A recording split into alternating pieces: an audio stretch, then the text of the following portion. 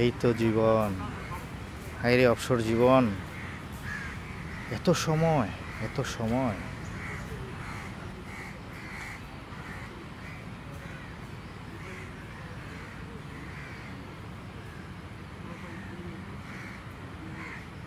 বাসায় কতক্ষণ থাকা যায়, তো ব্যস্ততার মধ্যে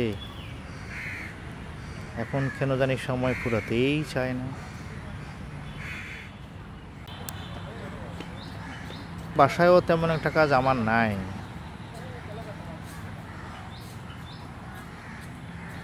চল্লিশ থেকে 42 বছর পর্যন্ত তো কর্মজীবন কাটালাম।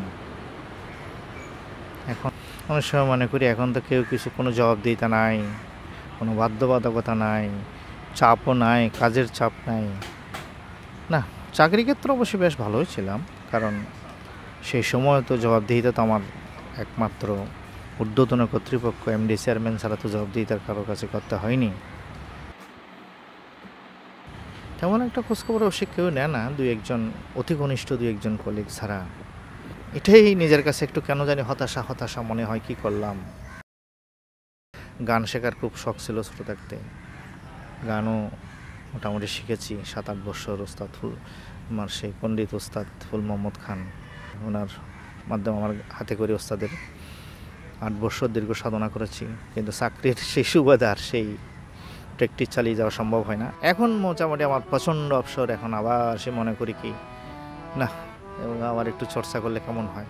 বসে বসে নিজের ইচ্ছায় নিজেই গান করি, দরজা বন্ধ করে জানলা বন্ধ করে নিজে নিজেই গান করি, নিজের কাছে ভালো লাগে, যেটা ভালো লাগে সেটাই করি।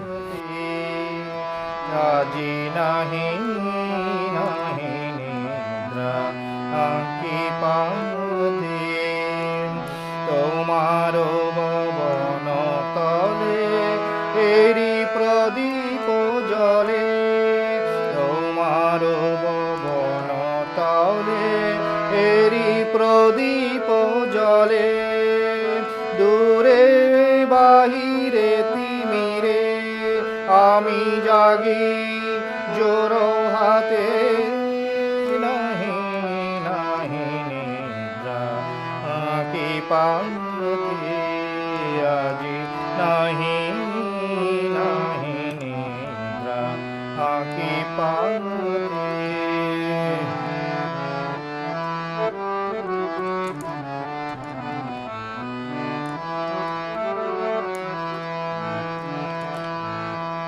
ক্রন্দন ধ্বনিছে কত হারা পবনে, রজনী মূর্ছাগত বিধুত ঘাতে, দ্বার খোলো দ্বার খোলো দ্বার খোলো দ্বার খোলো, প্রভু করো দয়া দেহ দেখা, দুঃখ রাতে নাহি নাহি নিদ্রা কি পাওতে আজি, নাহি। মনে হয় এভাবেই যাবে। ওই যে রবীন্দ্রনাথের ভাষায় বলতে হয় না, জীবন আমার চলছে যেমন তেমনি ভাবে, সুখে দুঃখে এমনি ভাবে কেটেই যাবে, জীবন আমার চলছে যেমন তেমনি ভাবে।